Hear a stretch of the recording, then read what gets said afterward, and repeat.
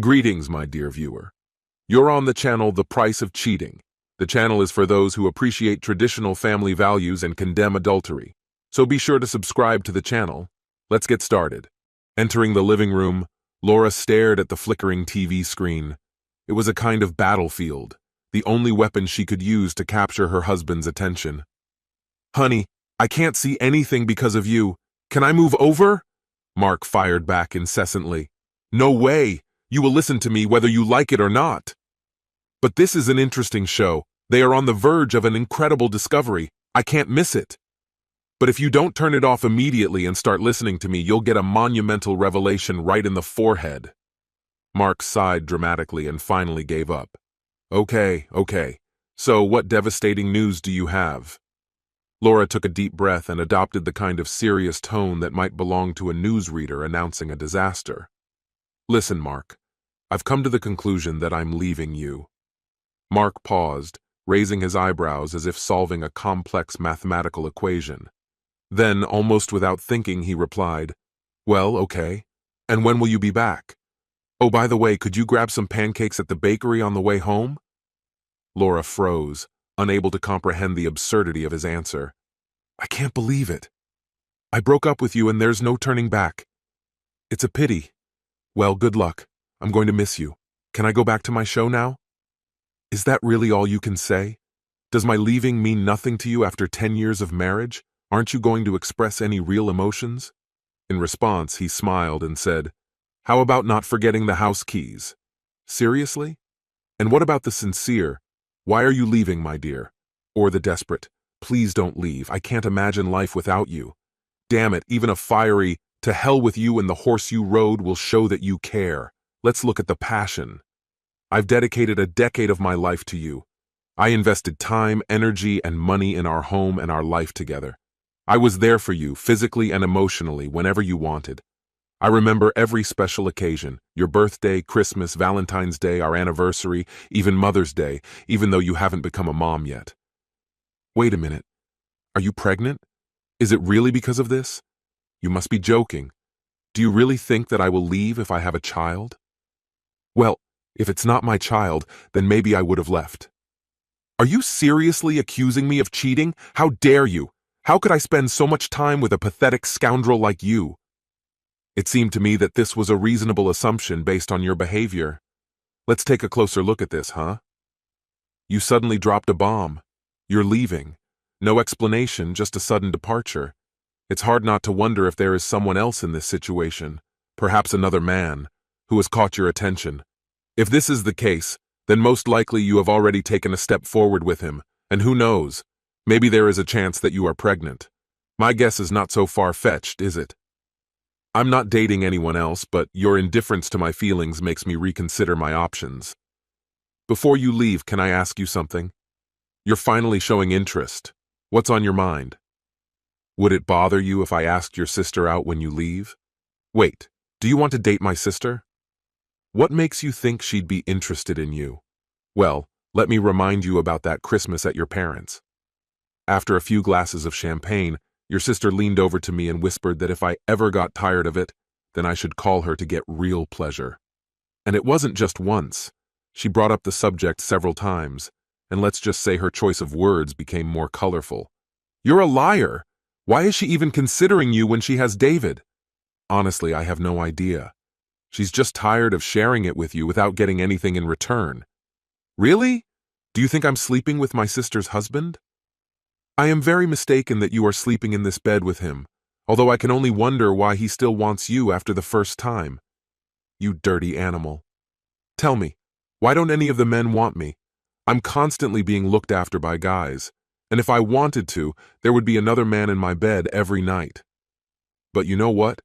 Your brother-in-law told me that his wife, your sister, knows how to please him much better than you do. According to him, he's only with you to get back at her. Judging by what she's threatening to do to me, I'd say it works like a charm. Mark, you just made up all this nonsense just to get back at me for leaving you. You don't have any evidence that I had anything with David or anyone else." Reaching into the side pocket of his chair, Mark took out a substantial envelope, fastened with fasteners. "Look at this," he said, satisfaction in his voice. "The divorce papers barely fit on a few pages, and all the rest are photos of you in bed with a man who doesn't even remotely look like me, your husband. I must admit that it was quite difficult to choose the best pictures for my divorce lawyer." Tears streamed down Laura's face and she collapsed to the floor. "This is not what was supposed to happen," she sobbed. "If you had given me the script, I might have played along with you. Out of pure curiosity, how was it supposed to happen? You were supposed to be upset, even furious. You should have begged me to stay, asked me what you needed to do to get me back. And then what? Over time, I would say that I need to be alone. I'd go away and have a wild time with a few different men, and then you'd be waiting for me with open arms when I get back. I'm sorry for breaking your little script, dear. Do you need help with your bags on the way to the car? Don't you have the slightest desire for me to stay? Does our years together mean nothing to you?" I asked, sounding nostalgic and disappointed. "There are still so many wonderful moments in my memory. Do you remember any of them? Could you at least think about going to a consultation? I promise that I will stop dating other men." "Do you think I need a lesson in loyalty?" he snapped, his expression turning hard. "Maybe you'll enroll in some kind of school for walking women like you, where they'll teach you the real art of seduction? When the guys start lining up to give you a second of their time, let me know, and then I might change my mind." "When did you turn into such an angry jerk?" I snapped back, my patience wearing thin. "As soon as I found out that you were sleeping with your brother-in-law," he replied coldly. "It's been 2 years, Mark, and for your information, I'm only here to see my ex-husband, not to stir up an old drama." Mark raised an eyebrow questioningly, and a smirk played on his lips. "Laura, are you really hiding under that makeup?" "Of course it's me, Mark. What's new for you, besides the obvious changes in my appearance?" I said with a playful twinkle in my eyes. "I can make love much better now." "Isn't that what you've always wanted? Did you really find the school of debauchery or something like that?" "What is it?" he asked, his curiosity piqued. "In a way, I signed a contract with, let's say, a mentor to learn how to please men in exchange for a year of my life. This year is already over." Mark grinned, leaning closer. "Well, did you graduate with honors?" "Even better," he said, holding out the paper. "This is my certificate confirming that I am free from sexually transmitted diseases." "Did you really come back just to show off your new skills in bed?"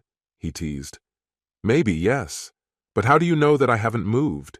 Maybe I got married again or found someone else since you left. First of all, you're not wearing a ring. And secondly, I know you well. You will not refuse free intimacy, even if you are taken away. So if you've given up the wild lifestyle, why this heavy makeup?" A playful challenge hung in the air between us. The past and the present collided in a dance of memories and unspoken wishes. "I wanted to show you my best side. To be honest, my wardrobe is going through the best of times, and I was hoping that you would help me with this. Do you really think that I will like you so much that I will want to resume our relationship and live together again? Oh yes. You have one chance to impress me. In our old place? No way, it's too far away. I often visit the hotel next door. I have a special rate there." They went through the next door and entered the room. "Okay, Laura, let's see what you've learned." I had every intention of doing just that. There was something about the way she opened up that was more mesmerizing than ever. It was incredible. I have to say it was the best experience we've ever shared. "Laura, you've really improved." "So you forgive me, darling? Will there be no divorce?" Mark just grinned. "Oh no, darling, get out of my house. Your skills will be useful for other men. I captured everything on video, and it will get into the internet space and spread like wildfire. I don't need a cheating wife. I hope that I will meet someone who will be faithful to me and not sleep with everyone for the sake of an intimate experience. Forgiving Laura." Mark went outside, warning his wife that she needed to get out of the house before evening. Laura's shock was written all over her face. Tears wouldn't stop pouring. Her whole plan collapsed. Now she will become famous as a dissolute woman and will be left without a husband and without money. And for Mark, life is just beginning. He got rid of his unfaithful wife and was happy with it. This concludes the story. If you like it, Then put your powerful like and subscribe to the channel.